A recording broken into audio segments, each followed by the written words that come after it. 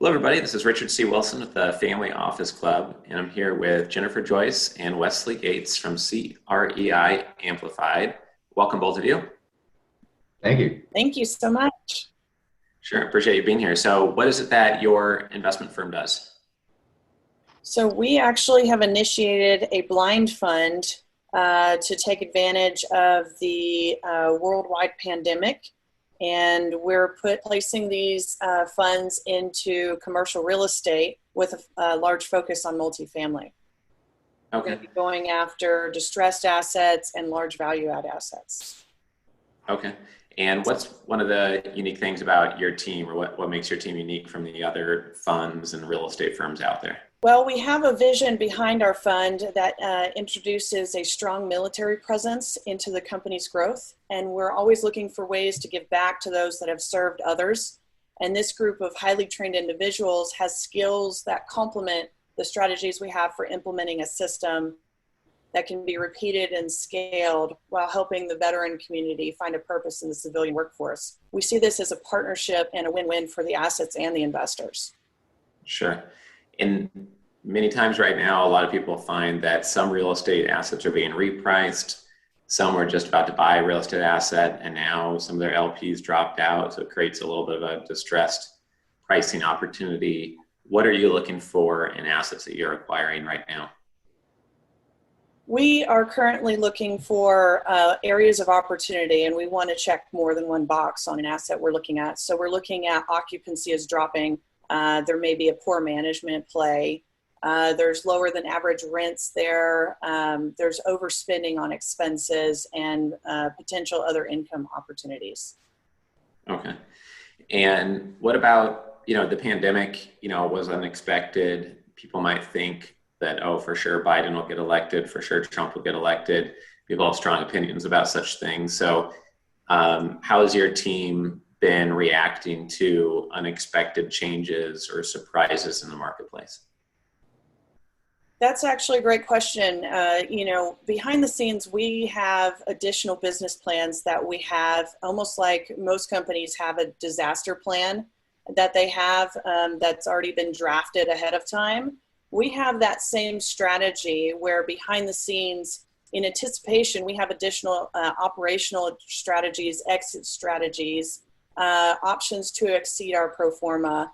But also going into the asset, we perform a 100-point due diligence inspection on the asset and also on the documents. We look at the financials, we look at the leases, and we make sure that we walk into a situation knowing which of those business plans need to be implemented.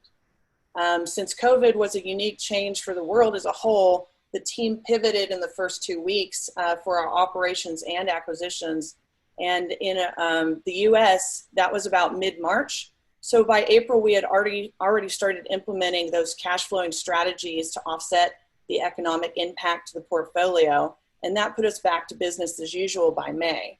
I would expect the same thing based on whoever gets elected next and what their policies are going to be for the next 4 years, that there would be an additional strategy.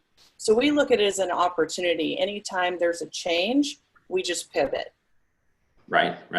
And what about the number one question that an investor should ask you when it comes to due diligence, but maybe they don't have your perspective, so they don't even know what the right question is to ask?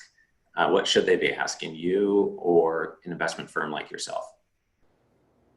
So getting into anything, you really want to know the team. I encourage them to do their due diligence on the team, seeing what they've done in the past. Nothing speaks to volume like success does. And that's one of the things that I feel it just really encouraged me to reach out and really want to partner with Jennifer on this, is because of her years of success. She's been doing this for 19 years, and this is her third, downturn that she's pushed through and still being able to turn a profit through. So that amount of success and that amount of just volume of experience really speaks to what we've done in the past, but more importantly, what we're going to be able to do for our future investors, for the years to come.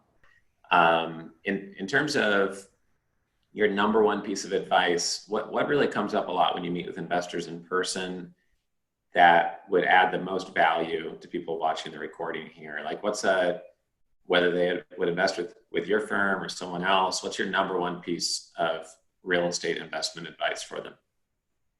So I'm glad you asked that, Richard. I've been thinking about your audience a lot for this question, and wealth is made in usually one industry, and then it's diversified. So we want to make sure that our investors are partnering with somebody who comes as a successful owner in that industry, and that they value the investor as one of the most important members of the team. If you find an owner like that, they'll always make sure that they treat the opportunity as their own with buy-in, passion, and priceless knowledge. And they'll always under-promise and over-deliver, positively impacting the return on investment. Great. And then in terms of any last comments you want to make before providing maybe your website URL or how you'd like people to get in touch with you, are there any other last comments or things you wanted to get across to me? It sounds like your firm is unique because of the length of track record.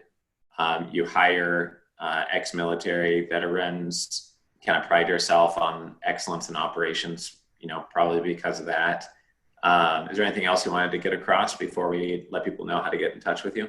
That last piece is probably key. One of the reasons I wanted to partner with Wes is he served over 9 years with the Marines. And he's told me some of his stories that he's allowed to tell me. And some of those stories involve going into areas where there's active bombs that are unidentified. And they know that there is, let's say, a bad guy in that area. And if they take that risk, they can go in there and take somebody into custody that shouldn't be, free based on what they've done in their past. And for him to take that kind of risk and see his friends go through certain things over in Iraq and other countries, what kind of person you're bringing to the team when you have somebody who is always anticipating his top 3 reasons for getting into business. So Wes, just leave us with those top 3 things that I love. You say it all the time. What's your motto? Yeah, so looking at the military mindset, specifically, the Marine Corps leadership, Marine Corps training, it's all, whatever your job is or MOS, it's around combat. You're training for combat. And one thing we like to say is combat, broken down by the definition, is something that's forever challenging, always changing, and the likelihood of conflict is high. And when you compare it by definition to business, it's pretty the same.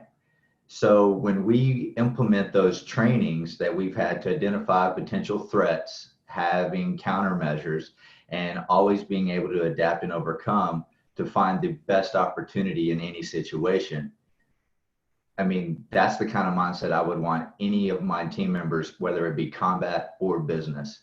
So that's what I look forward to every day, is waking up and looking over the things that we have on our plates and the things that are coming up and seeing how can I make the most of every situation.